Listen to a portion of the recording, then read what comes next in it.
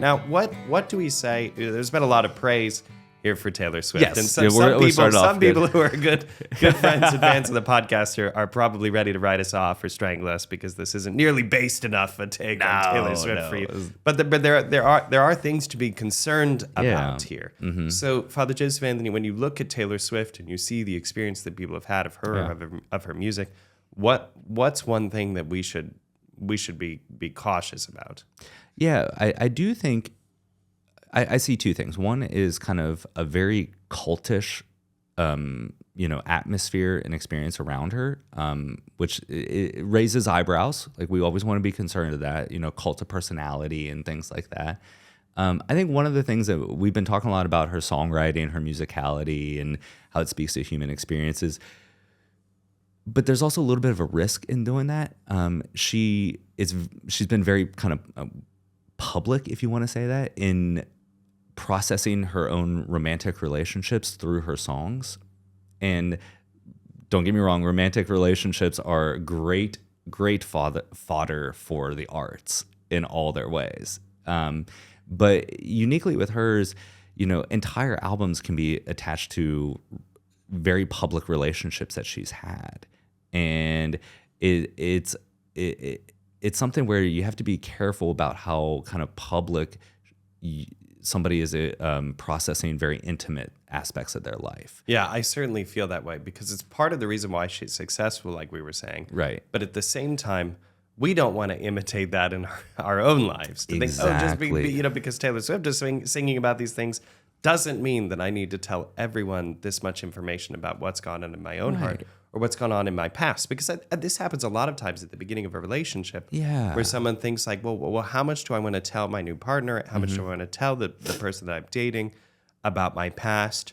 And, my personal thought is you should say very little in a kind of formal way. Mm-hmm. And that these things will be shared as a relationship evolves in a natural and prudential way. But I think there's a desire because you want to share something with your partner, with the person you love, with the person you start dating, and there's a temptation to kind of download on them everything from your past. Yes, and that's not really necessary.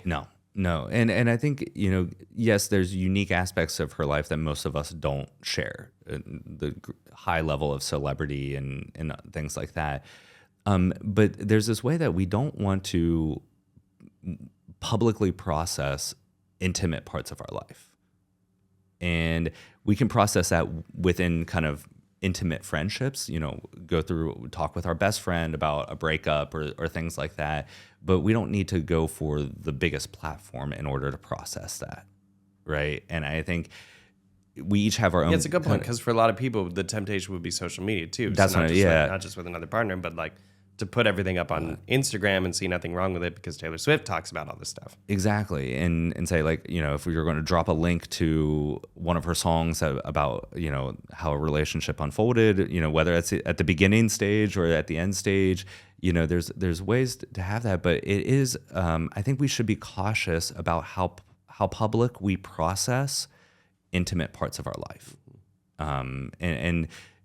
Just given her work and kind of how public her life is, and a lot of her relationships have been celebrity romantic relationships, and people have begun to attach certain albums to certain phases. It was like, I think it was that the Red album was when she was dating, Jake Gyllenhaal or something like that, and everybody like sees that as part of her life, and they begin to attach her work to these relationships, and it's like that's how she processed. That's her like retaliation song against this boyfriend or things like that. And it's like, I'll Google who that other guy is later. Yeah, exactly. If I remember correct, like, the Swifties out there are going to destroy me if I have that off. I don't know who that person is. Yeah. So.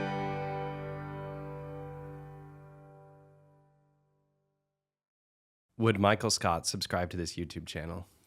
Would Wayne Gretzky encourage him to do so? Would St. Thomas Aquinas? Yes, that's for darn sure. But Wayne Gretzky makes 100% of the shots that Michael Scott doesn't take, so it's hard to say. All I know is that you ought to subscribe. Whether you're stuck in the office or on your way home from it, follow Godsplaining. Blammo.